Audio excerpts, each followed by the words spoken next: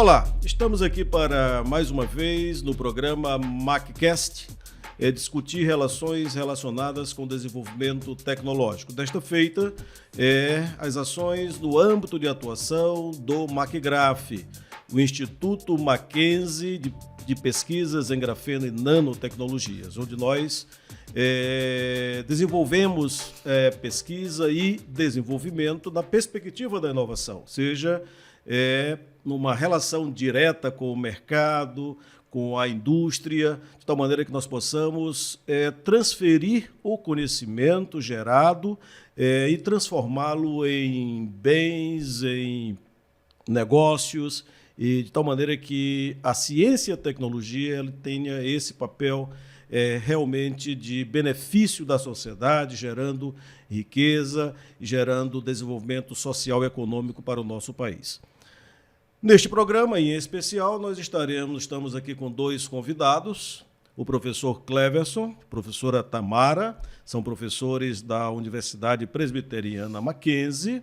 O professor Cleverson é professor, é pró-reitor da universidade, mas ele vai mesmo se apresentar. E a professora Tamara também atua na área do direito, não é professora da área do direito, e vai se apresentar também. Mas vamos dar primeiro a oportunidade à professora Tamara e se apresentar aqui no nosso programa. Muito obrigada, professor Benedito. Que satisfação estar com vocês, professor Cleverson, professor Benedito, uma alegria. Sou a professora Tamara, atuo no direito, como professora na área de direito penal, inicialmente. Iniciei a minha carreira com essa disciplina. E logo após, há 5 anos, eu comecei a me desafiar num mundo totalmente diferente do que eu atuava, que é a disciplina de Ciência, Tecnologia e Sociedade aplicada ao direito, onde essas discussões da relação da sociedade, o impacto da tecnologia na sociedade, as questões do direito, de regulamentação, toda a relação do pensamento e da produção do conhecimento científico diante dessa hegemonia tecnológica, se manifesta e se perfaz hoje nessa sociedade tão dinâmica. Então, hoje eu atuo mais nessa área, estou fazendo uma transição de área, para a área da tecnologia, direito e tecnologia, e estou bem encantada com toda essa movimentação, com os desafios que a gente vai enfrentar diante dessa sociedade que se perfaz aí com tantas alterações. Muito bem. Professor Cleverson. Professor Benedito, professora Tamara, é uma satisfação, um prazer e também um privilégio participar desse diálogo, dessa interlocução, que esperamos que seja muito gostosa, para todos nós. E eu tenho uma formação de origem na área de estatística e de matemática, mas depois do nosso doutorado é na área de psicologia social do trabalho e das organizações. Isso tudo se deu lá na Universidade de Brasília, lá no Planalto Central. E já há 21 anos, em torno de 21 anos, que nós direcionei a minha atenção para estudos do trabalho, particularmente do binômio trabalho e saúde, tendo participado inclusive de grupo de pesquisa, um grupo de pesquisa nacional, envolvendo pesquisadores de vários estados da federação, e nossa atenção recaiu sobre este objeto, digamos assim, e também na perspectiva dos impactos da gestão. Também tendo oportunidade tanto prática como teórico-conceitual, de nos envolvermos com o objeto gestão. Então, nós temos atuado, sou professor da universidade, do Centro de Ciências Biológicas e da Saúde, vinculado ao curso de Psicologia, mas nossa atuação tem-se acadêmica, também respondo pela Pró-Reitoria de Extensão e Cultura no presente momento, mas o nosso direcionamento acadêmico, em termos de estudo, de reflexão, tem recaído sobre o objeto trabalho e sobre o binômio trabalho-saúde. Muito bem, esse é o assunto que nós vamos realmente discutir hoje no nosso programa. Ou seja, nós vamos discutir o desenvolvimento tecnológico e seus impactos, seus resultados na sociedade. Seja no impacto no modo de vida, nos hábitos da sociedade, nas relações com o trabalho, e como é que o ser humano aqui se insere dentro desse contexto, e quais são os impactos sobre ele. Nós não vamos nos prender aqui, nosso foco não é a formação, não é? Nosso foco aqui é discutir o mercado, como é que o conhecimento chega lá no mercado e quais são os impactos no ambiente social e no setor empresarial, de uma forma geral, com relação ao desenvolvimento tecnológico. Então, esse é o nosso objetivo.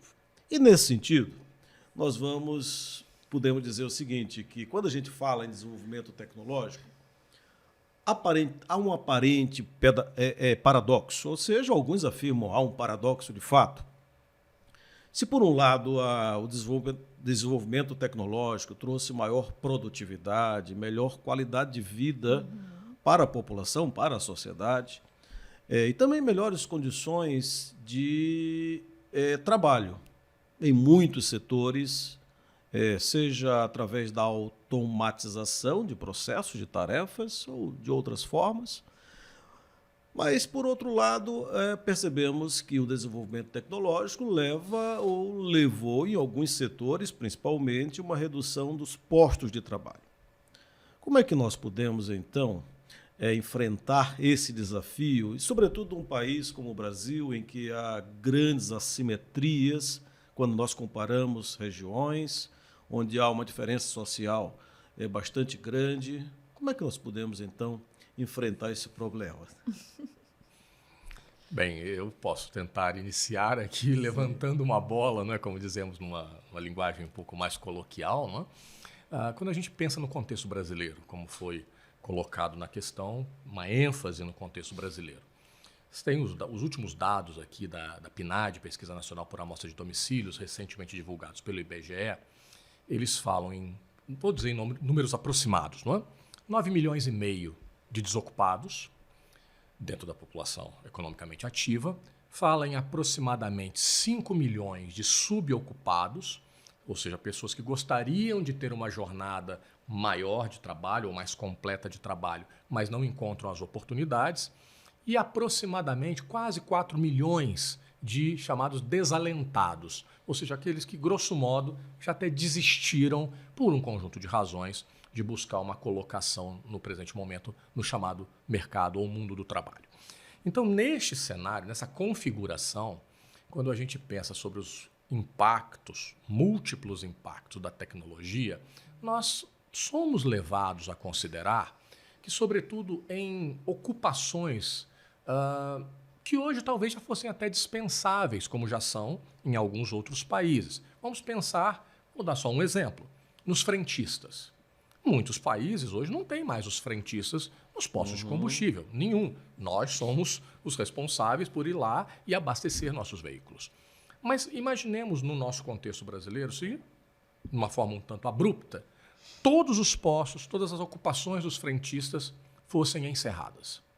Uma outra profissão que recentemente foi praticamente extinta. Ela ainda existe, mas residualmente. Cobradores de ônibus. Ela não se faz mais, digamos, necessária, se nós pensarmos na necessidade no seu sentido estrito. Não, os veículos podem circular, em outros países assim acontece, nós podemos inclusive só usar cartões, não é, para acessar os veículos, e todos aqueles que ocupam essas posições. E em várias outras, mesmo em setores altamente tecnológicos, chamemos assim, ou informatizados, não é tão recente, mas 2, 3 décadas já começou o processo no setor bancário. Quantas pessoas foram dispensadas? Não é? Eu só estou dizendo para não parecer que nós estamos falando de uma determinada categoria mais simples, não é? Ou mais humilde. Não, no setor bancário, vários, milhares, não só no Brasil, não é? Mas no mundo todo, perderam seus empregos. É possível, e essa é uma reflexão que me parece que ela é indispensável. Nós, como sociedade, conseguiremos incorporar todos esses trabalhadores num curto, médio espaço de tempo, nós seremos capazes de investir em requalificação, capacitação e mais, nós teremos postos de trabalho suficientes, ainda que diferentes, para toda esta população que se torna então desocupada, porque quando uma pessoa se torna desocupada, ela tem uma família, possivelmente. Tudo bem que ela pode ser também só cuidar de si, do ponto de vista econômico-financeiro, mas ela pode ser chefe de uma família, ela pode ter pessoas que dependam dela, não é? Cônjuge, ou pais, ou irmãos, ou filhos. Então, o impacto não se dá só sobre o sujeito, que fica desocupado, mas ele tem um impacto muito maior do ponto de vista social e do ponto de vista também, que é uma reflexão que me parece também indispensável, o sujeito desocupado ou o sujeito que teve uma renda diminuída, ele pode estar sendo assistido por algum programa social, governamental ou de outra natureza. Sim, mas ele teve uma renda diminuída. Ora, o sujeito desocupado e ou o sujeito com uma renda diminuída, como que fica o consumo para essa pessoa? Porque a tecnologia levou aos aprimoramentos da produtividade, isso tudo maravilhoso. Ora, mas estão produzindo mais para parte da população que agora não consegue mais consumir ou não consegue consumir no perfil, no padrão que ela consumia anteriormente, também por isso que se dá o chamado paradoxo ou aparente paradoxo. Então nós começamos a produzir mais para quem consumir. Não é? Então, se não houver uma equação, porque aparentemente nós estamos a falar de uma inequação, ou seja, de uma desigualdade. Mas se nós transferirmos essa reflexão para a busca de uma equação, ou seja, de uma igualdade, de um equilíbrio, eu gosto sempre de pensar, isso é do meu tempo, não é? Então, nas feiras livres, sobretudo, tinha aquela balancinha, né, de 2 pratos. Então, a busca de um equilíbrio, não é? Um certo equilíbrio nos 2 pratos dessa balança, seguramente será positiva para a sociedade. E quando o professor Benedito fala, bom, ok, você falou aí dos problemas, das questões, mas como faremos o enfrentamento disso? Não é? Nós sabemos que, pela literatura e também pela mídia, não é? Que alguns países, e mesmo aqui no Brasil, algumas organizações, já buscam a semana de 4 dias.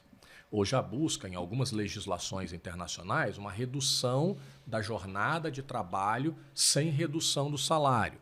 Então, são exercícios ainda, são ensaios que podem contribuir para mitigar. Se isso será suficiente, o tempo dirá. Mas que algo nesta linha se faz necessário, requalificação, claro, requalificação, treinamento, capacitação contínua, a chamada educação para a vida, não é? É uma necessidade, mas também passando por uma redução de carga horária semanal de trabalho, ou que também pode passar por esse desenho da chamada semana de 4 dias. É um caminho que se vislumbra como possível. Você está falando então sobre equilíbrio, né? Sobre a busca do equilíbrio. E, professora Tamara, como é que nós poderíamos seguir esse caminho utilizando a própria inovação decorrente do desenvolvimento tecnológico? Me permita só me lembrei agora de um episódio que eu vivi quando fazia o doutorado na Alemanha, que exatamente quando eu saí de lá, vi o muro separando a Alemanha Oriental e a Alemanha Ocidental, e Berlim era o ponto de atenção, e Berlim era dividida. Eu morava do lado ocidental e conhecia toda a dinâmica do lado, morava do lado ocidental e conhecia a dinâmica do lado oriental. 2 anos depois, esse muro cai. E começou aquela, vamos dizer assim, como fazer para buscar esse equilíbrio? Ou seja, eu me lembro que se falava muito que na Alemanha Oriental, um trabalho, todo mundo tinha que ter trabalho. Não é? Uma tarefa que poderia ser desenvolvida por uma pessoa, tinha 3 ou 4 fazendo, porque todos tinham que ter trabalho.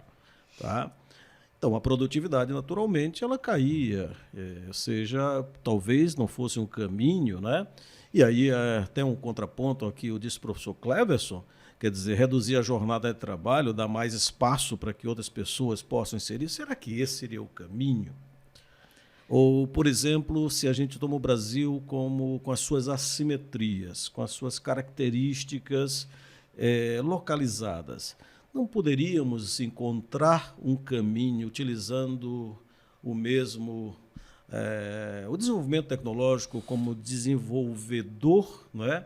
Um vetor de desenvolvimento, melhor dizendo, para as questões do desenvolvimento social?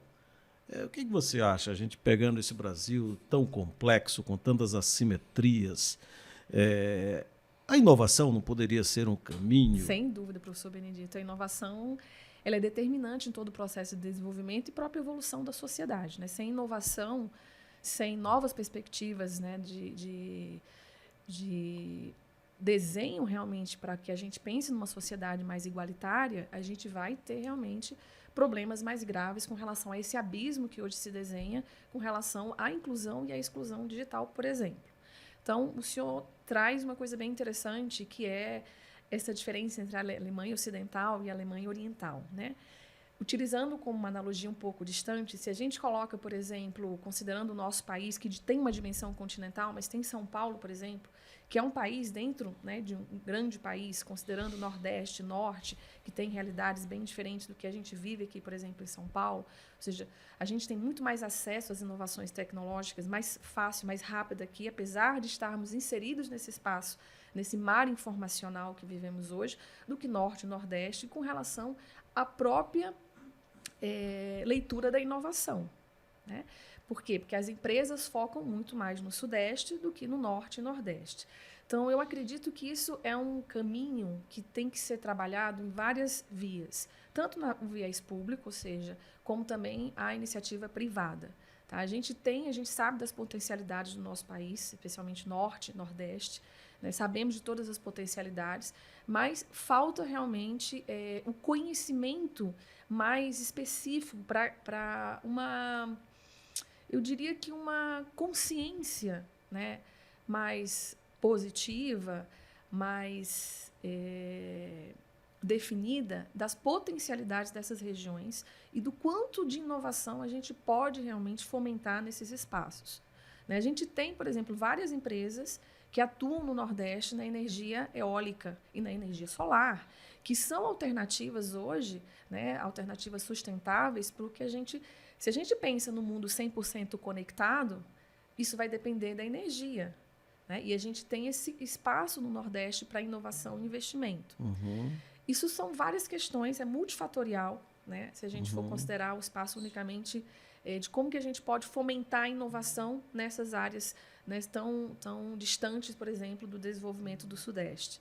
Eu acredito que a gente pode, sim, começar por uma iniciativa, por políticas públicas que foquem mais nesse desenvolvimento do Norte e Nordeste, né, e também um incentivo para a iniciativa privada e um investimento também no Norte e Nordeste. Além disso, trabalhar numa questão de educação, realmente, educação digital. A gente já tem falhas, né, na educação formal, assim, a gente sabe disso, mas a educação digital ela é extremamente necessária hoje, a gente alfabetizar as pessoas para o mundo digital, porque esse realmente é um caminho irreversível. Então, a inovação passa pela linha tecnológica, ela passa por uma conscientização e passa também por um despertar. Né? Eu acho que esse despertar ele está muito ligado a uma questão de consciência do seu lugar no mundo, do que você pode fazer pelo mundo. A gente, às vezes, percebe que existe um coletivo, às vezes, anestesiado, né? Ou seja, vivendo situações como se estivessem numa situação de vítimas, numa situação de ser vítima, não de estar, né? Numa situação de desigualdade.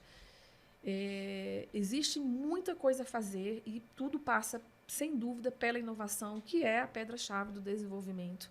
Eu acredito nisso, que sem inovação a gente não avança, né? Sem pensar novas formas de trabalho, sem pensar novas formas de relações, a gente não vai avançar. Então, acredito que falta bastante essa consciência no Nordeste, no Norte do país, ter consciência das suas características e das potencialidades que cada região tem. Exatamente. Eu acho que isso talvez seja interessante, né? A gente até aprofundar um pouco esse debate, no sentido de que cada região tem suas potencialidades. E além das potencialidades, tem as vocações.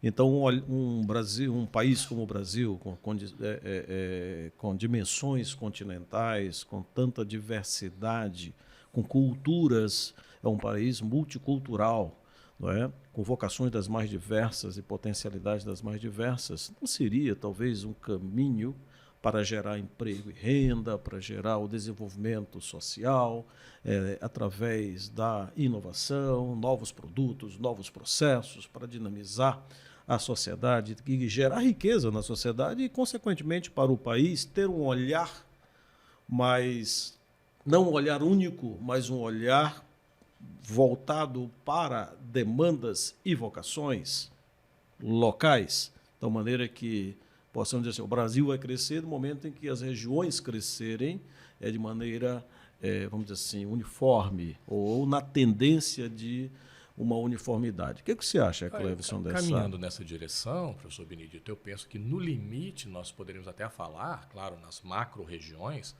mas no desenvolvimento dos municípios. Sim. O Brasil tem mais de 5.500 municípios, né? Todos sabemos disso. Claro, desde municípios, como foi bem dito há pouco, né? Como São Paulo, superior só no município com mais de 12 milhões de habitantes, até vários municípios com 5 mil habitantes ou até menos um pouco.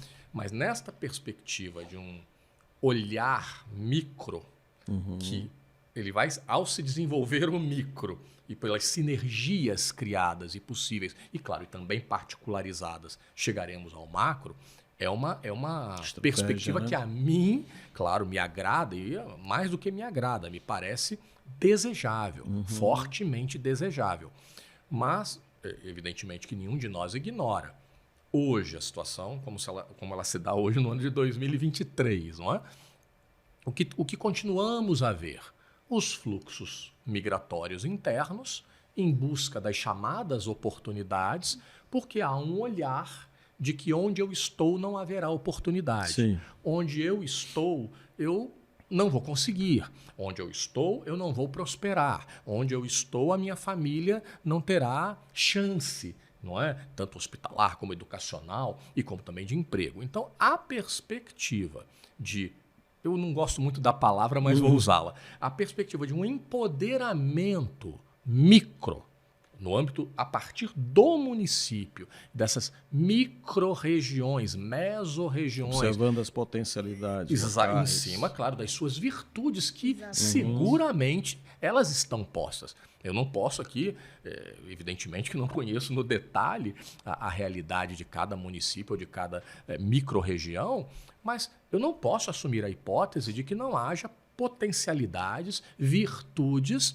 não é? Em cada uma delas, nesse sentido socioeconômico, para um bom desenvolvimento, um desenvolvimento sustentável e um desenvolvimento harmônico, porque vamos fazendo, não é, os links, vamos fazendo as aproximações, e aí, como foi bem dito pelo professor Benedito, o desenvolvimento maior, ampliado, dar-se-á a partir das partes. Exato. Então, neste sentido, talvez passando inclusive por políticas públicas, não só políticas públicas no sentido de delegar ou terceirizar a responsabilidade para os entes governamentais, mas em havendo políticas públicas que estimulem a participação privada, também do chamado terceiro setor, neste direcionamento, produtores locais, microprodutores, não é, de algo. Então, me parece que este é um caminho dos mais animadores. Sim, dos mais sem animadores. Não é? Quando nós falamos em desenvolvimento tecnológico, ou seja, em novas tecnologias, naturalmente o universo é enorme, não é? Nós vamos nos prender a uma que talvez tenha impacto em todas as profissões, em todos os mercados, em todos os setores, não é? E que se insere nesse contexto porque permeia, seja a educação formal, ou seja, as relações do trabalho e seus impactos na sociedade de forma geral. Eu estou me referindo à inteligência artificial. Ou seja, e seu desdobramento como machine learning, que ligado ao processos de automação, mas também ao processo de utilização da inteligência artificial no contexto da ampliação do escopo de conhecimento. Vocês são professores e a inteligência artificial ela se apresenta, está às portas aí para certamente o impacto na educação, mas também nas relações, nos modos de trabalho, nas relações do trabalho e nos modos de vida.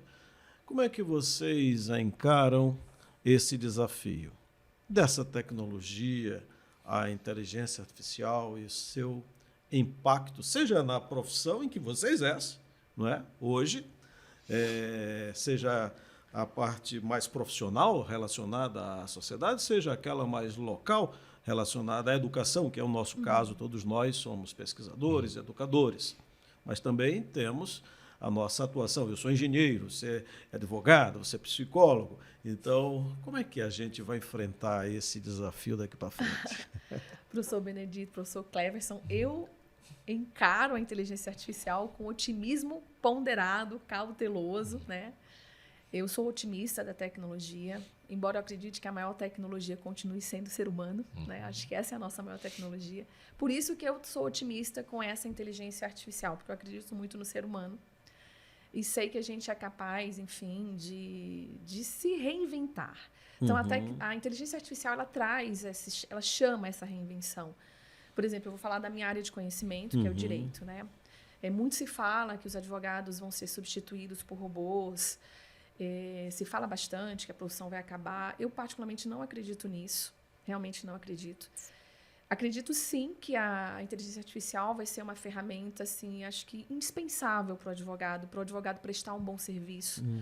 Porque, a partir do momento em que a inteligência artificial assumir algumas atividades típicas da advocacia, por exemplo, análise de contratos, revisão de contratos, pesquisas bibliográficas, enfim, nas atividades mais pragmáticas, o advogado ele vai se reinventar numa área que ele precisa atuar com muita mais proatividade, que é exatamente atender ao seu cliente, né?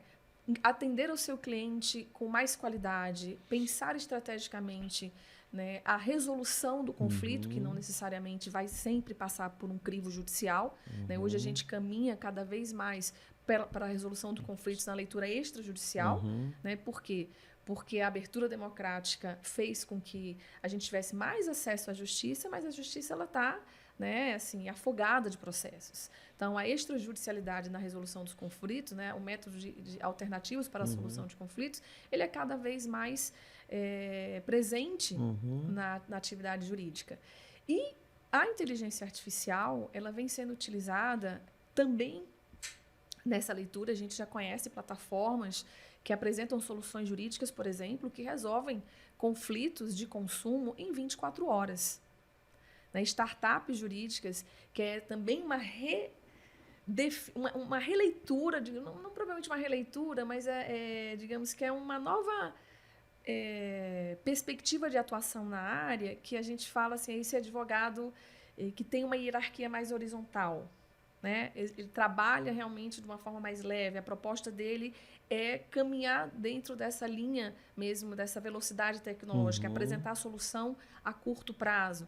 Então, as startups jurídicas hoje são todas startups que utilizam de inteligência artificial, de tudo que está disponível hoje, dos dados. A gente vive na sociedade da informação. Então, as pessoas que conseguem visualizar naquele dado um conhecimento que ela pode transformar numa solução jurídica, isso está realmente, né, cada vez mais crescendo exponencialmente, devido também a uma demanda. A própria sociedade hoje já entende que é melhor ela ter um conflito resolvido, às vezes, dentro, né, de uma solução jurídica mais rápida do que propriamente ingressar no judiciário. Exato. E ter esse conflito, né, a longo prazo, a sua resolução a longo prazo. Ou seja, não é só uma questão técnica que a máquina vai resolver, né? Tem toda uma questão cognitiva, emocional, de discernimento. Ela vai auxiliar, porque o que nós temos hoje? Assim, essa questão, a máquina hoje, antigamente a gente só tinha máquinas, uma leitura mais física mesmo. Né? Hoje ela já disputa com a gente o aspecto cognitivo. Né? A gente tem aí o ChatGPT,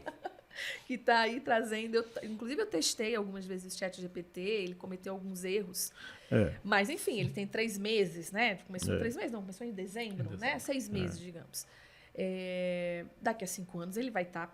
Né? Imagina essa máquina, essa tecnologia em 5 anos, como é que vai estar? Vai estar um espetáculo, né? E a gente vai fazer o quê? Eu acho que a gente vai se redesenhar mesmo dentro dessa estrutura. Eu creio que a inteligência artificial ela traz esse desafio. Né? Ela tira a gente da zona de conforto, né? Tira a gente dos 4 cantos onde a gente está. E agora, o que é que eu faço com tanto conhecimento disponível? né? Com tanta informação disponível, o que eu vou fazer?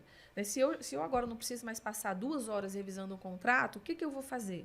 Eu vou me qualificar melhor para atender o meu cliente, eu vou prospectar o meu cliente, né? Eu vou trabalhar, eu vou Atuar aprender. em outra forma, né? Exatamente. Eu vou trabalhar, por exemplo, que a gente vive hoje na leitura das redes sociais.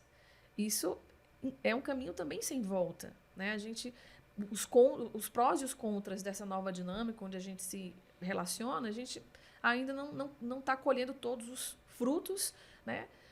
Não sabe exatamente para onde isso caminha, porque isso está acontecendo, a gente está sendo protagonista e testemunha desse processo. Mas eu vejo, por exemplo, que na minha área de atuação, a gente vai precisar aprender coisas que a gente não foi talhado para isso. Por exemplo, a se vender realmente, a apresentar o nosso trabalho, né? Porque essa parte mais de análise crítica, que era muito própria dessa atividade, né? Muito própria do direito, a máquina vai fazer. Mas essa relação com o ser humano, que às vezes o seu cliente ele vai chegar com um problema que a máquina não vai ter a resposta. Porque a resposta não está exatamente na equação pela qual ela foi programada, mas está exatamente o advogado entendeu o que o cliente está precisando ouvir naquele momento. E às vezes ele quer uma palavra de consolo naquele momento, porque o caso dele não vai ter uma solução do jeito que ele queria. A máquina não vai dar essa solução.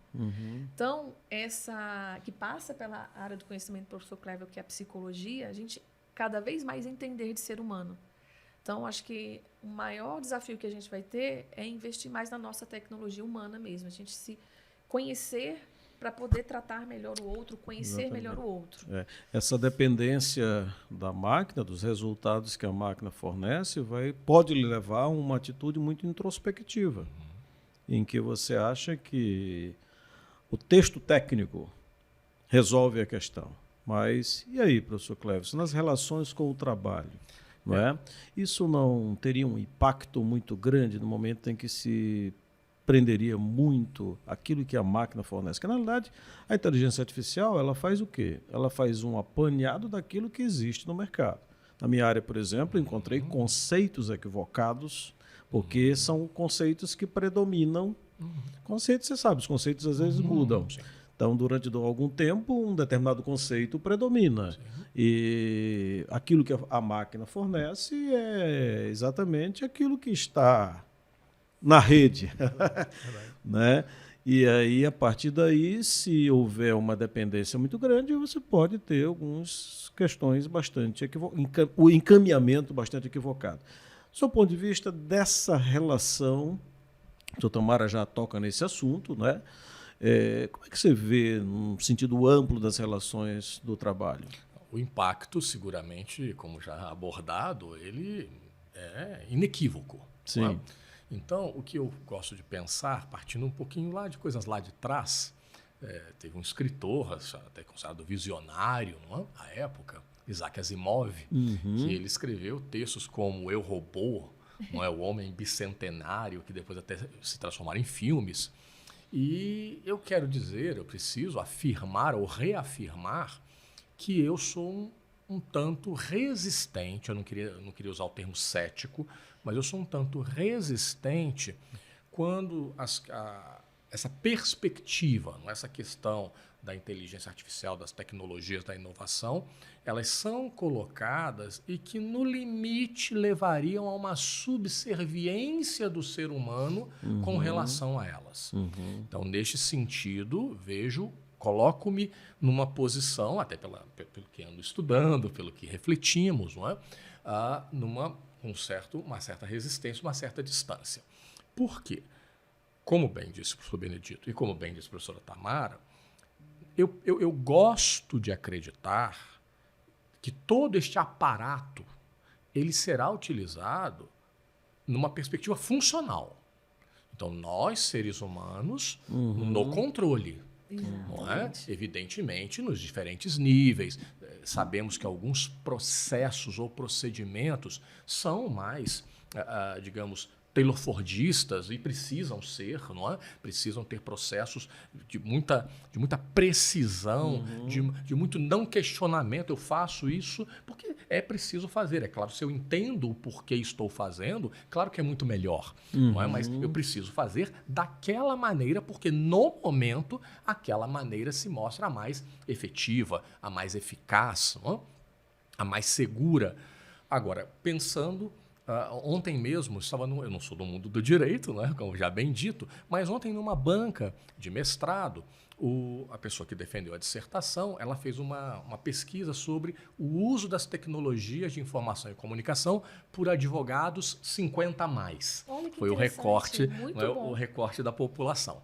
E realmente foi muito interessante o trabalho, ele conseguiu uma amostra relativamente grande e foi muito bom o trabalho. Agora, um dos membros da banca, que era da área do direito, ele trouxe essa questão ampliando, o professor Benedito e a professora Tamara, a reflexão. Ok, você trabalhou aí com os advogados, seus resultados, aí fez elogios, foi muito bom, mas ele falou assim, olha, mas no sistema, ou no macrosistema jurídico, existem os juízes, existem os promotores, existem os acusados, existem as testemunhas. E aí começou a lembrar, né, e todos nós acabamos nos lembrando juntos, inclusive de uma sessão recente do Supremo Tribunal Federal, onde um dos ministros teve dificuldade em fazer ali uma conexão, alguma coisa, o som. Aí um outro juiz da corte até brincou um pouquinho, dizendo assim, mas aí chama, não tem um neto aí perto, alguma coisa nessa linha. Não é? Então, evidentemente que tem essas questões também ligadas à idade, mas não quero me ater a isso. Eu estou me atendo apenas como um exemplo de que quando nós pensamos de uma forma maior, vemos que há muitas interconexões que se fazem necessárias. Então, por exemplo, num julgamento, numa audiência, não é como às vezes vemos na televisão, né, ou em algum recurso da mídia, que é feito à distância. Se dá um problema numa conexão com alguma das partes, aquela sessão é suspensa. É suspensa, exatamente. Tudo bem. Aí alguém vai dizer, ok, Cleverson, você está falando de que a tecnologia ainda não é suficiente. E quando for? Ok. Quem vai dar o testemunho? Continua sendo o ser humano. Quem vai avaliar, considerar, em última análise, se houver um tribunal do júri, quem vai opinar e depois, em última, quem vai apenar a pessoa? Sempre seres humanos. Agora, penso, professor Benedito, que no nosso métier, não é, na área da educação, para também falar de uma coisa que a gente está mais próximo, não é? Termos acesso informacional de uma forma muitíssimo mais ampla do que tínhamos no passado. Seguramente o professor Benedito vai lembrar do seu mestrado de alguns anos atrás, eu vou me lembrar do meu, não é? A gente ter acesso, às vezes até bibliografia, tudo muito mais complicado, não é? Isso não inviabilizava, evidentemente, o aprofundamento na análise, mas hoje isto abre um leque de oportunidades de aprofundamentos possíveis, que foi também mencionado na questão dos advogados que conseguem, num espaço muito mais curto, ter acesso a despachos anteriores, fazer cruzamento, o que prevaleceu, o que não prevaleceu, o juiz tal se posicionou mais de qual maneira, o outro de tal maneira. A gente pensa, eu gosto de pensar também muito nessa área do cuidado, na área médica, não é? Então, na área médica, o impacto positivo dos recursos informacionais, tecnológicos, leitura de exames de imagem, não é? Às vezes com uma acurácia que podem permitir seguramente um tratamento mais específico, por vezes um tratamento menos invasivo, por vezes um tratamento com menos sequelas, não é? Com menos efeitos colaterais, o que todos nós evidentemente desejamos.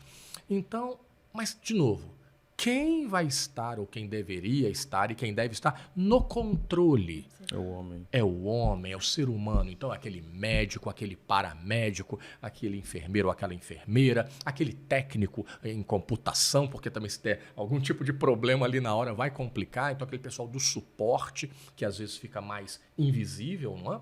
Então, todo esse ser humano, não é? Todos esses profissionais, homens e mulheres, não é, no controle, fazendo um bom uso do aparato. Algoritmos nos ajudam? Claro que nos ajudam. Em alguns contextos, isso é inequívoco. Então, aqui, penso que todos nós estamos a conversar positivamente, não é? Gostei daquela sua colocação, vou me apropriar dela, mas vou citar a fonte, não é? Do otimismo ponderado, não é? Gostei imenso. Então, essa postura nossa de um otimismo ponderado, equilibrado, reflexivo, professor Benedito, professora Tamara, eu entendo que nos levará a termos mais acertos. Não é no sentido de sermos mais, vamos ser mais tímidos ou intimidados. Não. Vamos ter mais acertos propositivos, transformacionais. Porque, de novo, não podemos, eu quero só voltar ao item anterior, que já foi conversado, mas haverá impactos, seguramente, na questão de ocupações e no sentido de postos de trabalho. E aí, o que nós vamos fazer com isso? Como que nós que estamos a discutir e a pensar sobre a temática vamos reagir propositivamente? Nós estamos falando aqui sobre tecnologia, né? Ou seja, tecnologia é a transformação do conhecimento e utilização do domínio das técnicas. Isso é tecnologia. Então, a ponto de partida é o conhecimento, seja ele codificado, seja o conhecimento tácito. Então, a gente está diferenciando o conhecimento daquilo que nós poderíamos chamar de sabedoria. E sabedoria é algo que foi dado apenas ao homem. E, segundo a Bíblia, a sabedoria é um dom de Deus. Então, eu creio que, por mais que nós tenhamos, né, o domínio tecnológico, que nós possamos produzir e utilizar o conhecimento, ou transformá-lo em benefício da sociedade, ele terá que ser acompanhado de sabedoria. Eu acho que é isso que vocês estão exatamente enfatizando aqui, né?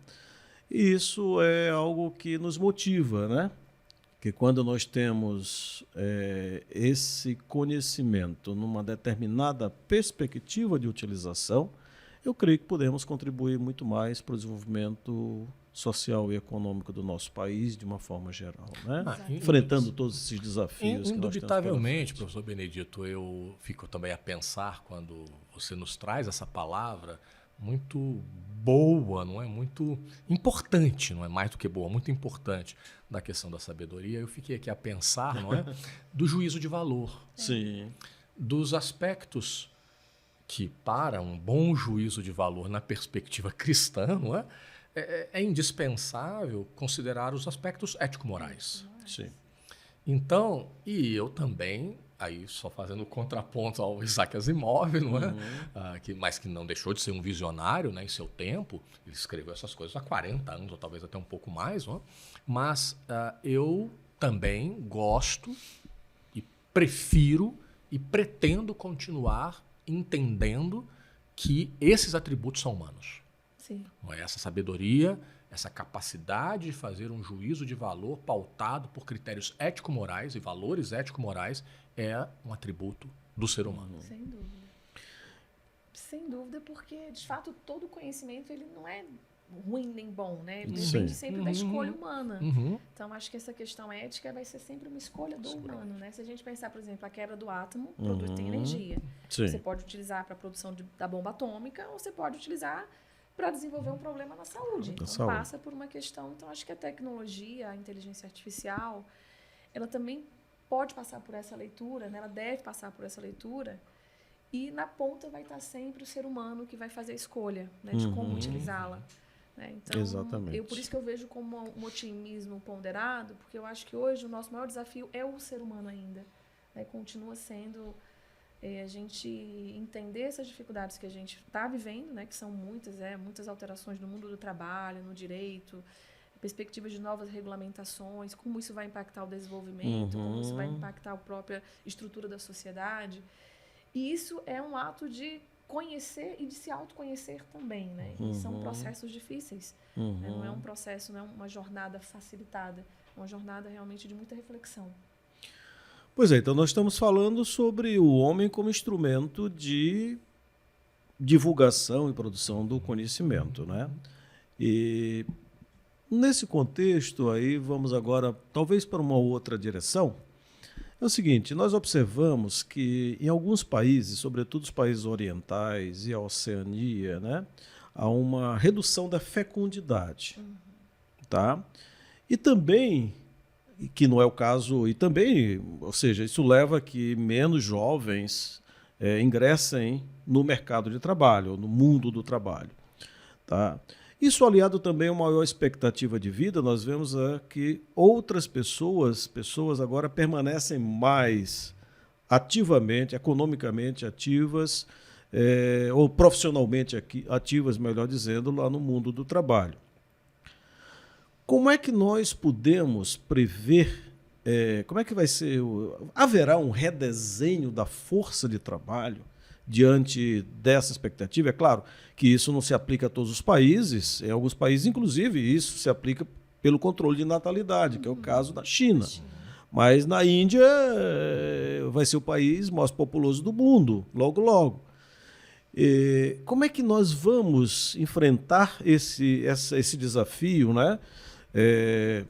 Aumento da expectativa de vida, menor número de jovens ingressando no trabalho, no mundo do trabalho. Quando a gente fala em tecnologia, porque tecnologia, quando a gente fala em tecnologia, a gente sempre fala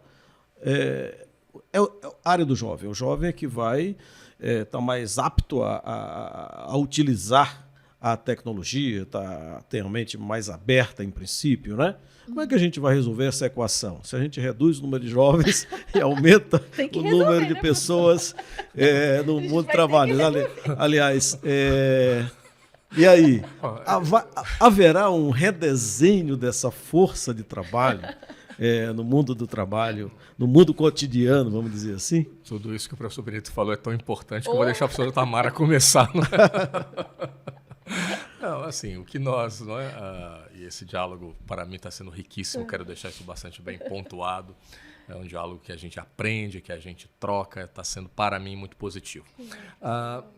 Esse fato, professor Benedito, que você nos traz, há um número aí na literatura, não é, já sendo divulgado também com uma certa regularidade, que a taxa de fecundidade, ou seja, filhos por mulher, não é? Para repor a população, apenas para repor, seria da ordem de 2,1 filhos por mulher, em termos médios. Recentemente, muito recentemente, eu tive acesso a uma publicação que falou que no ano passado, então estamos falando do ano de 2022, das 22 maiores economias do planeta, com base no PIB, então, das 22 maiores economias do planeta, em 20 delas, essa taxa já estava abaixo de 2. Ou seja, e sendo que algumas delas é 1,2, na Coreia do Sul parece que é em torno de 1. Então, quer dizer, é um cenário em termos populacionais, não vou aqui fazer qualificação se isso é bom, se isso é mal, não vou entrar neste mérito. A questão é, não repõe população. Está baixo. Quer dizer, pode repor por fluxos migratórios. Ora, se em 20... Portugal é um país que enfrentando grandes problemas com a eleição. A população só está estável ali em torno de 10 milhões. Por causa dos brasileiros. Por causa de brasileiros, sobretudo brasileiros, mais de 500 mil, não é? Quem oficiais. Está circulando a economia são os Exato. jovens, né? Alemanha, Itália, recentemente, muito recentemente, saiu aqui numa publicação brasileira respeitada e de grande circulação, que na Itália, o último resultado agora foi assustador para eles. 1,25, salvo equívoco, registro de menos 400 mil nascimentos dentro de uma série histórica. Ora, não, isso é espantoso, porque a velocidade está se acelerando. Então, quer dizer, a velocidade está aumentando. Então, quando a gente pensa das 22 maiores economias do planeta, em 20 delas já estamos com taxas abaixo de 2, ou bem abaixo de 2. Inclusive, no caso brasileiro, se bem me lembro, está em torno de 1,6, 1,65. No município de São Paulo é menor ainda. É de novo as desigualdades, as assimetrias. Mas então, e um outro dado complementar importantíssimo também mencionado pelo professor Benedito.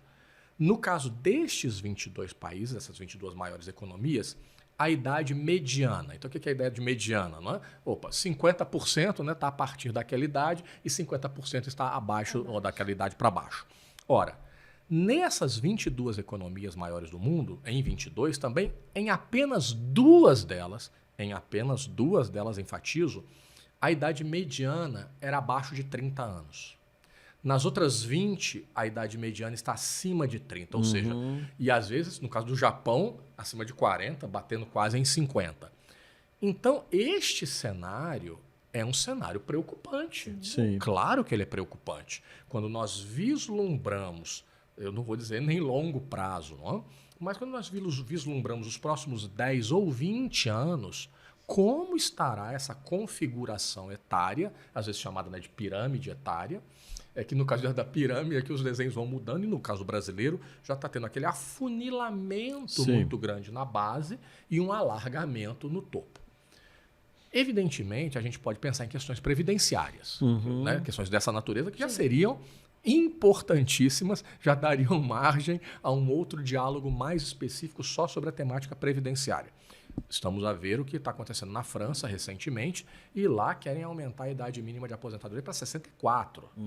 De 62 para 64, né, de forma escalonada, e estamos vendo a reação que está acontecendo no seio da sociedade. Enfim, porque há um entendimento, por um lado, de que taxações, não é?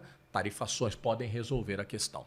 Mas o fato é que também lá, fecundidade muito baixa, menos jovens ingressando no mercado de trabalho e as pessoas na outra ponta envelhecendo, o que é um aspecto positivo, desenvolvimento da área médica, não é? Da saúde, das vacinas. Então, e agora como é que faz? Essa pessoa tem que trabalhar mais. Pessoas assim começam a ficar na minha faixa etária e tal. A gente vislumbra que teremos um horizonte laboral maior, o que é bom. A possibilidade de estar intelectualmente ativo, não é? Cognitivamente ativo, fisicamente ativo, tudo isso é muito bom. Foi muito bom, professor Benedito, seguramente você acompanhou isso, a professora Tamara também, que na pandemia, no nosso meio, não é? No meio da educação superior, nós vimos que muito rapidamente, não é? Vamos dizer, um mês no máximo, um mês e meio, professores sexagenários, septuagenários e até octogenários estavam usando os recursos tecnológicos. Que não usavam antes, né? Exatamente, porque as aulas eram predominantemente presenciais. E aí eles passaram, a necessidade exigiu, mas as pessoas se colocaram por força dessa exigência, e claro, do contexto, não é um contexto muito delicado, né, de adoecimento, risco de morte, e funcionou.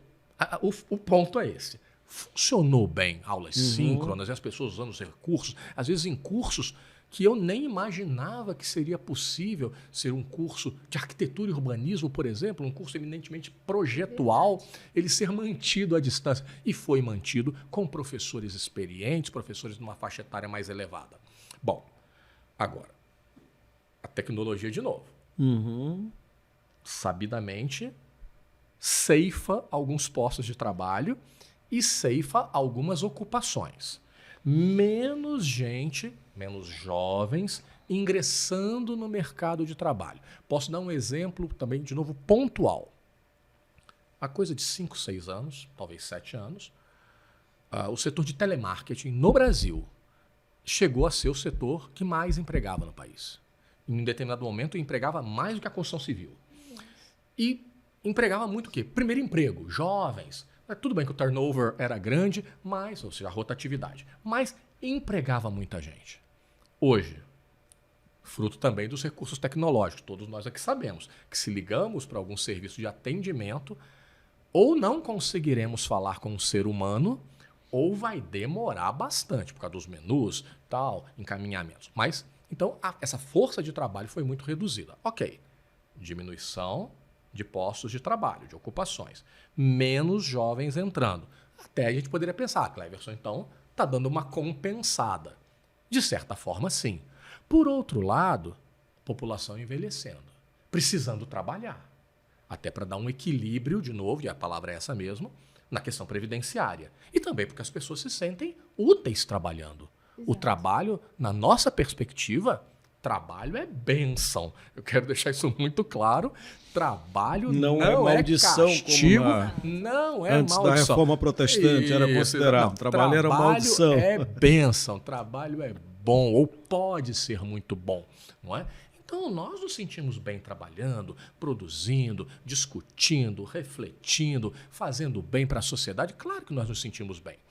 Então, professor Benedito, professora Tamara, o meu entendimento em síntese, não é, ou como uma síntese um tanto apertada, é que, sobretudo para a população que vai envelhecendo, ela vai requerer o uso de um aparato tecnológico. Por vezes até por uma questão de mobilidade, por vezes por diversos fatores ligados à sua saúde, mas também a essa questão que já falamos há pouco tempo atrás, não é?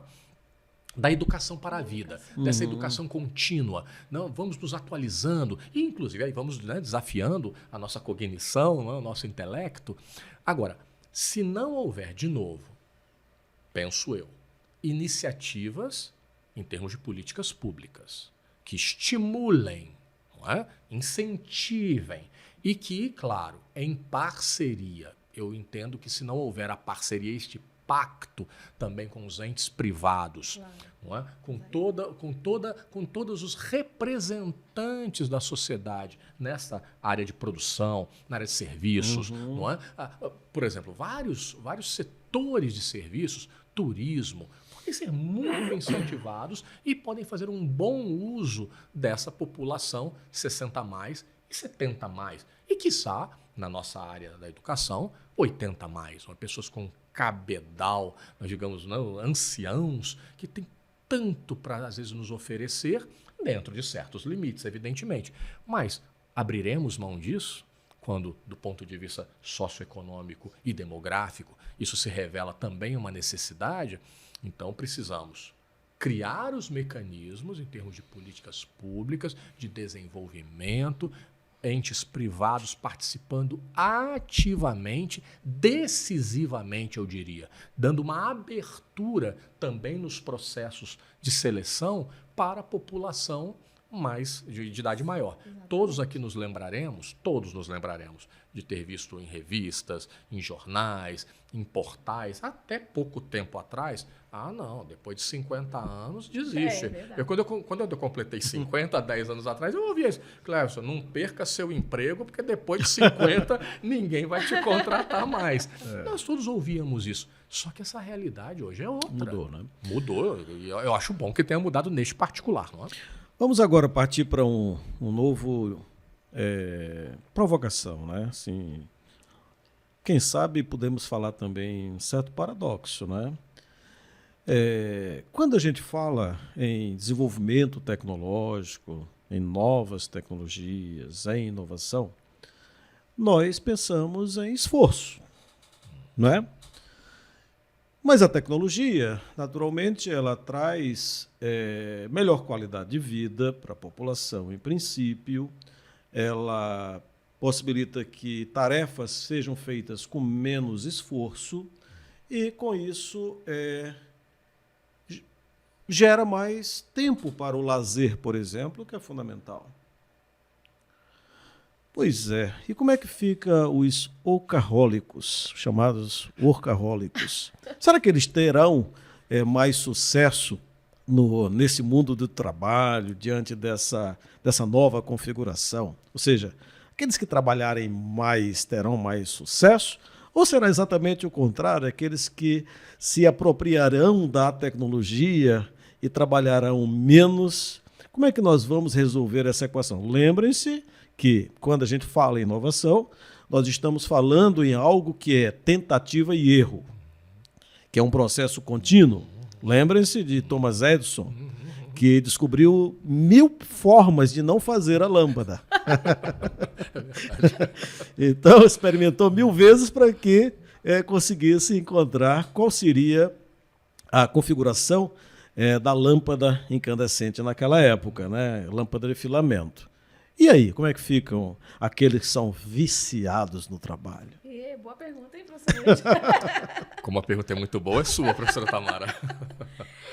Veja só, vamos pensar aqui. Eu acho que assim, as pessoas que são viciadas em trabalho, né, elas vão continuar, obviamente, buscando alternativas e se reinventar nesse processo. Eu acredito muito, assim, pegando as observações feitas pelo professor Cleverson, também na última pergunta, que a gente realmente vive hoje um momento muito complexo de encontro de gerações, né? As pessoas que são muito viciadas em trabalho, elas vêm de uma geração da ideia do esforço mesmo, né? Para ter, a gente valorizava muito o esforço. A geração atual, ela não tem esforço, porque está tudo disponível num clique.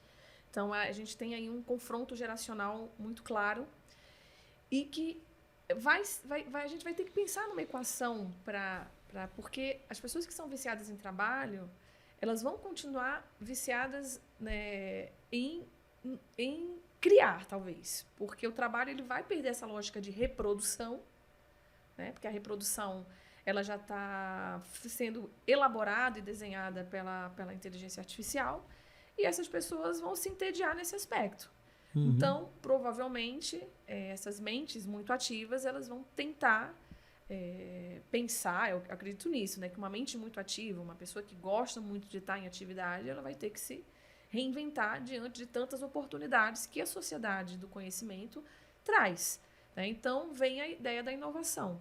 Então, pessoas muito ativas, pessoas que querem, né, ser mais utilitárias para a sociedade, né, que têm esse vício com o trabalho, vão buscar alternativas e tem, porque a gente realmente vejo hoje um espaço para pessoas que pensam, que elaboram, que estão em contínua atividade cognitiva, tem muita coisa para fazer, tem muito espaço para inovar, né, para criar. Eu costumo dizer isso para os meus alunos. Hoje o espaço de vocês não é mais para reproduzir. A gente está sentado aqui hoje para pensar. Exatamente. A gente tem que cada vez como fazer mais... diferente, né? Como fazer diferente. Ou seja, o nosso espaço hoje é muito mais para produzir e criar do que propriamente para reproduzir. Sim. Porque a reprodução ela já está pronta, né? E a gente já está preparando máquinas que vão reproduzir. E o que caberá a nós é exatamente esse espaço de criação e de reprodução. Então, eu acho que o espaço dos viciados em trabalho... ele vai se redesenhar também, numa outra leitura. Talvez, né, vão ter mais espaço para o ócio, mas existe um sociólogo italiano chamado Domenico De Masi, que escreveu um livro chamado Ócio Criativo, né? Então, assim, esse ócio criativo, por quê? Porque é exatamente com mais tempo para o lazer, talvez você comece a fazer conexões e comece a observar, por exemplo, oportunidades que antes a gente não visualizava numa mente muito cansada por processos, né, já, enfim, exaustivos de trabalho, né? Então, eu acho que vamos viver desafios nesse aspecto, mas tudo realmente, professor, como já disse o professor Cleverson, é uma adaptação, né? E isso o ser humano, ele está talhado para isso, para se adaptar. Nós vamos ter impactos? Vamos ter. A gente vai ter dificuldade de se adaptar? Vai. Alguns mais, outros menos. Mas eu acho que a gente vai se adaptar. O caminho é esse. Né? A jornada é essa, a jornada que todos nós conhecemos, é uma jornada de contínua adaptação, né? Tanto as diversas estações que a gente vive. Então, eu creio que essa necessidade hoje de repensar o trabalho sob o viés tecnológico, ela é uma necessidade diária, que passa pela nossa formação, ou seja, por nós também como professores, quem a gente está formando, né? Quem são essas pessoas que a gente vai colocar no mercado de trabalho, como é que elas têm que direcionar o pensamento delas diante dessas novas inovações e se apropriar cada vez mais dessa consciência de que nós podemos inovar. Que a inovação está muito ligada ao desenvolvimento científico e tecnológico, mas que hoje o espaço é esse, porque se o conhecimento e a informação estão disponíveis, a gente vive nesse mar informacional, onde quem é que vai produzir conhecimento? Aquela mente que vai buscar, né? E vai encontrar ali naquele espaço o espaço para desenvolver, o espaço para criar, né? Porque está tudo disponível. Então, cada vez mais, se a gente fomentar isso nessa geração, e a gente também, na nossa geração, né, que é uma geração que foi talhada a partir do esforço, né? Para conseguir algo, a gente tinha que se esforçar.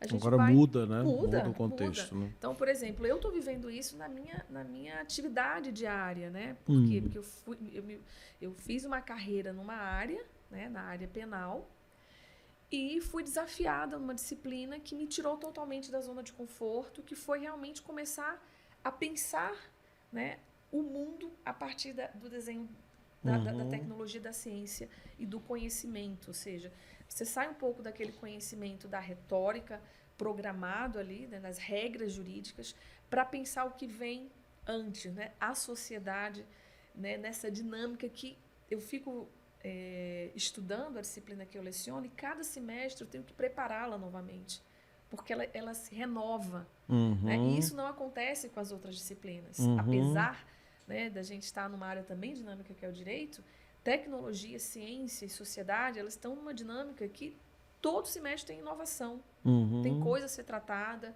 tem novos desenhos a ser, né, investigados. Então, eu acredito que esses workaholics eles vão ter que, né, que se adaptar também e provavelmente... Ou seja, não há mais necessidade de tanto esforço diante da... Exatamente. Esse esforço que a gente antes tinha, que era da nossa geração... Fazia parte do contexto, fazia parte né? do nosso contexto.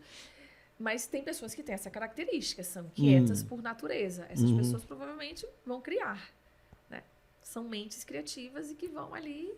Né? Ou alguns vão, que bom, então tem alguém para fazer por mim, então agora eu vou descansar. Se me permitem, não é uma tentativa de complemento, não é? Foi muito bem lembrado o texto lá do Domênico De Masi, que escreveu isso acho que umas 4 décadas, né? E pelo que a gente acompanha dos escritos dele, ele continua defendendo a tese, ou seja, que os impactos da tecnologia, da informação, não é? Da inteligência artificial, ele não usava esse termo à época, não é? Eles reverteriam em benefício para a vida humana. Então, o ser humano que trabalha, ele ficaria um pouco naquela perspectiva que hoje eu comentei, não é? Dos 4 dias ou da jornada um pouco menor. Ora, se a tecnologia está atuando em meu favor, né, em favor do ser humano, no contexto de trabalho, vai sobrar um pouco mais de tempo para fazer outras coisas que vão me gerar o quê? Bem-estar, saúde, qualidade de vida. Então, e ele continua defendendo esta tese, e eu quero dizer que eu caminho um tanto com ele, não é? E eu quero lembrar um outro texto, que é de um professor de Stanford, esse é um texto mais recente, de 3, 4 anos atrás, que o título, traduzido, o texto já está em português, mas ele é bem fiel. Às vezes as traduções não são tão fiéis ao título, mas o título está bastante fiel. A tradução em português do título desse livro, do professor Jeffrey Pfeffer, da Escola de Administração de Stanford, é Morrendo por um Salário.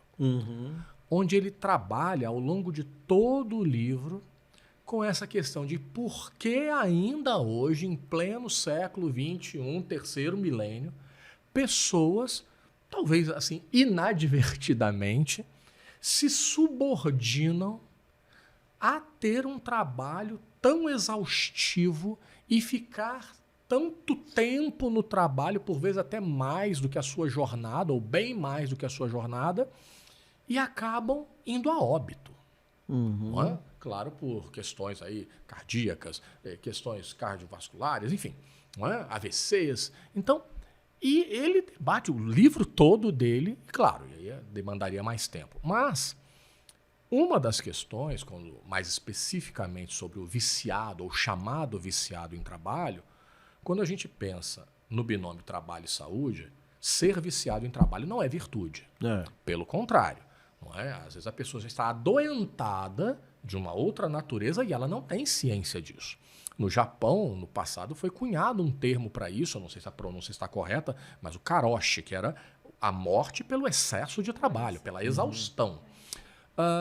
Christophe Dejour, que é um psiquiatra francês, ainda vivo, quando ele discute uma questão que é pouco discutida, porque é uma questão muito sensível, mas muito importante, quando ele discute a questão de suicídios vinculados ao contexto de trabalho, ou também decorrentes do contexto de trabalho, ele escreve isso, que invariavelmente isso se dá por uma dimensão chamada organização do trabalho.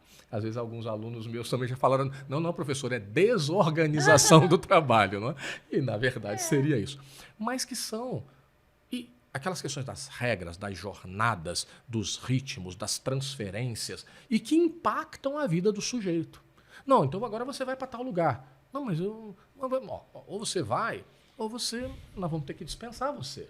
E aí, então, isso por vezes, traz tanto impacto sobre a vida do sujeito que ele começa a ter dificuldade para lidar com isso.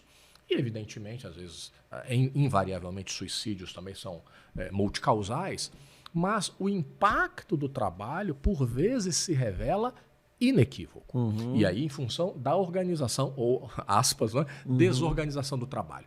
E a quem compete estabelecer todo este tipo de regramento no contexto de trabalho? Aos gestores. Então, seres humanos, trabalhadores, agindo talvez até de forma também inadvertida, em prejuízo de outros seres humanos no contexto de trabalho. Por que uma pessoa, por vezes, não é, professor Benedito e professora Tamara, se sente impelido... Não, eu terminei aqui, nem tenho muita coisa para fazer. Bom, coisa para fazer sempre temos, não é? Essa aqui é a grande verdade. Se a gente ficar ali no trabalho 10, 12 horas, teremos o que fazer, não é? Mas a pessoa se sente impelida, não, eu vou ficando, eu vou ficando. Claro, aí vai criando um certo condicionamento. Quantos de nós já vimos, às vezes, num momento nosso de lazer ou de férias, aí estamos numa praia ou estamos num local mais aprazível, não é?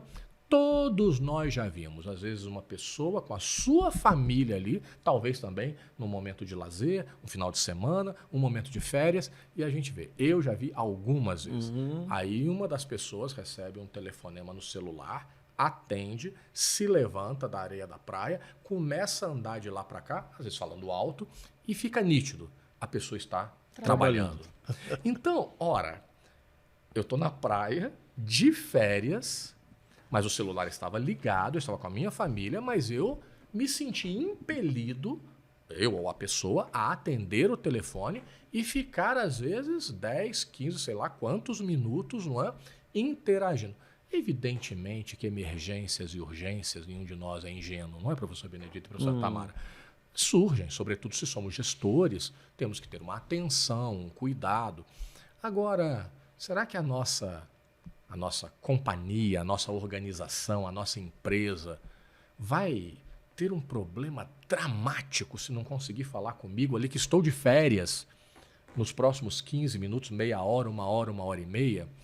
Bom, tudo bem, se eu sou do Corpo de Bombeiros, ou se eu sou da Defesa Civil, ou se numa tragédia, é evidente. Gente, claro que temos que ter essa parcimônia também. Mas a questão do viciado em trabalho, o workaholic, e eu já vi na literatura, e eu acho que todos nós já vimos, por vezes alguns deles, não, eu não sou workaholic, eu sou work lover. Eu já ouvi isso. Ora, quer dizer, é um subterfúgio. Porque a pessoa, é difícil para a pessoa assumir, qualquer viciado, ele tem dificuldade de assumir o seu vício, não é? Então, também o vício em trabalho, insisto, na perspectiva do trabalho e saúde, não é? O vício em trabalho não é virtude, não é virtuoso, ele vai na contramão desse nosso diálogo, não é? E do bom impacto da tecnologia, do que defende Domênico de Masi, do que defende Jeffrey Pfeffer, do que defende Christophe Dejour e outros autores muito importantes, não é? Então, esse é o nosso posicionamento. Felizmente, estamos chegando ao fim do nosso bate-papo aqui no MACcast. Certamente vamos voltar a discutir esse tema tão rico, né? Que é a relação do desenvolvimento tecnológico com o mundo do trabalho e onde é que fica o ser humano dentro dessa questão.